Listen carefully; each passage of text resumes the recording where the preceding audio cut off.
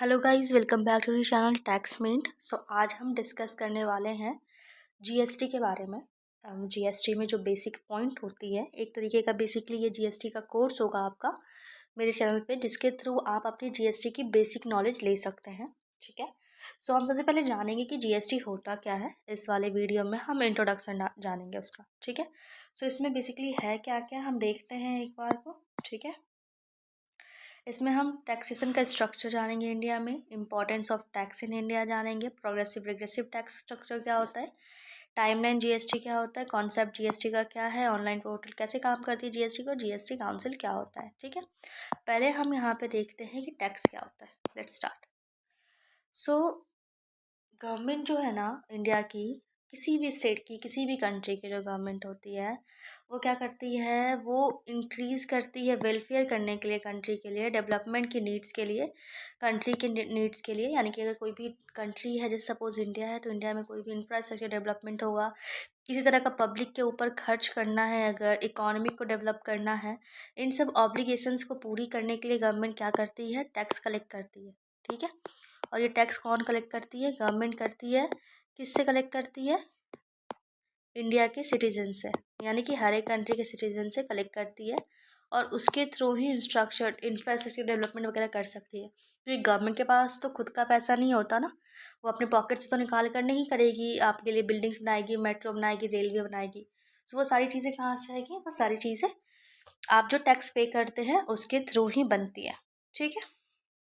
ये सारी public services पे वो यूज़ करते हैं। तो जो टैक्स होता है, टैक्स एक तरीके का ऐसा पेमेंट है जो आपका मैंडेटरी पेमेंट होता है। यानी कि ऐसा नहीं होता कि हमारी जो है इसमें विलिंगनेस है कि हम अगर चाहते हैं तो हम पेमेंट करेंगे, अगर हमें नहीं पसंद है तो हम पेमेंट नहीं करना चाहेंगे। यानी कि मैं चाहता हूँ तो मैं टैक्स जो है वो भरूँगा, और कुछ ऐसे पर्सन होंगे जो कहेगा कि नहीं मैं नहीं चाहता तो मैं नहीं पे करूँगा। No, this is mandatory. जो भी पर्सन जो है सिटीज़न ऑफ इंडिया है, 18+ ईयर्स के है, एलिजिबल है आईटीआर फाइल करने के लिए, उनको इनकम टैक्स फाइल करना होता है। और ये बेसिक नेसेसिटीज़ है जो कि करना ही करना है, मैंडेटरी होता है। इसमें कुछ एग्जेम्पशंस होते हैं, वो आपकी इनकम के बिहाफ पे होते हैं। ठीक है।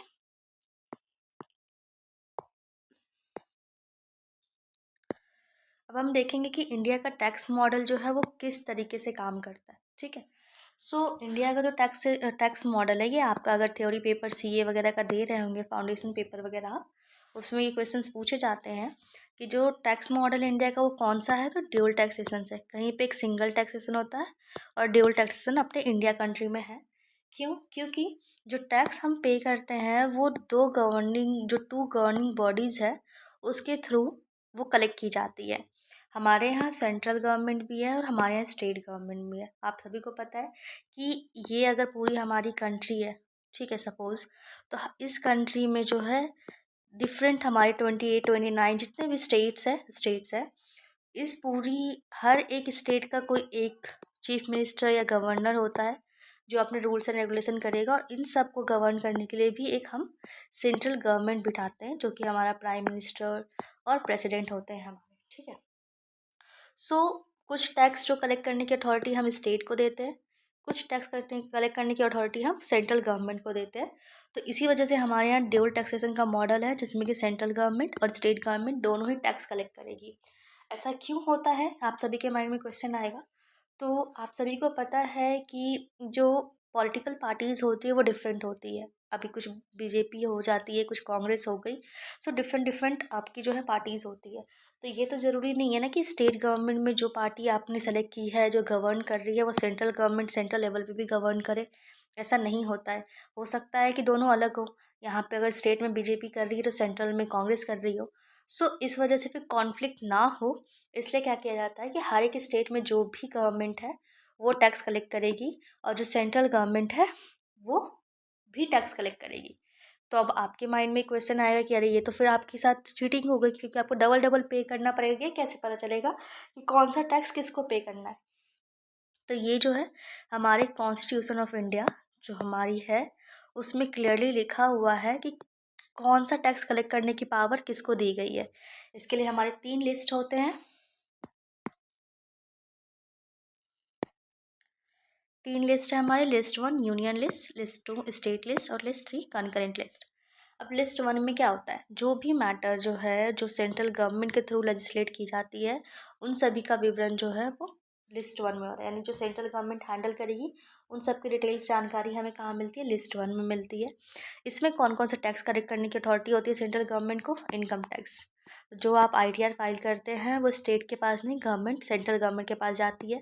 कस्टम ड्यूटी जो आप पे करते हैं और GST जो आप पे करते हैं, ये सारा कुछ कहाँ जाता है, GST में। यहाँ पे इंटर स्टेट सप्लाईज है। इंटर स्टेट इंट्रा स्टेट क्या होता है ये आगे हम वीडियो में पढ़ेंगे, फिलहाल इतना जानो। इंटर स्टेट GST के लिए सेंट्रल गवर्नमेंट के पास जाता है और इंट्रा स्टेट GST सप्लाईज के लिए स्टेट गवर्नमेंट के पास जाता है।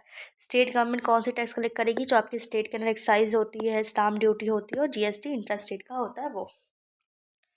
लिस्ट 3 में है कंकरेंट लिस्ट। इसमें दोनों मैटर्स देखे जाते हैं, जो सेंट्रल स्टेट गवर्नमेंट दोनों की होगी डिटेल्स। इसमें जो है कोऑपरेटिव फेडरलिज्म होती है, लाइक आपकी जो म्यूनसिपल कॉरपोरेशंस वगैरह हो गए उन सब की जानकारी इसमें होती है इस लिस्ट में।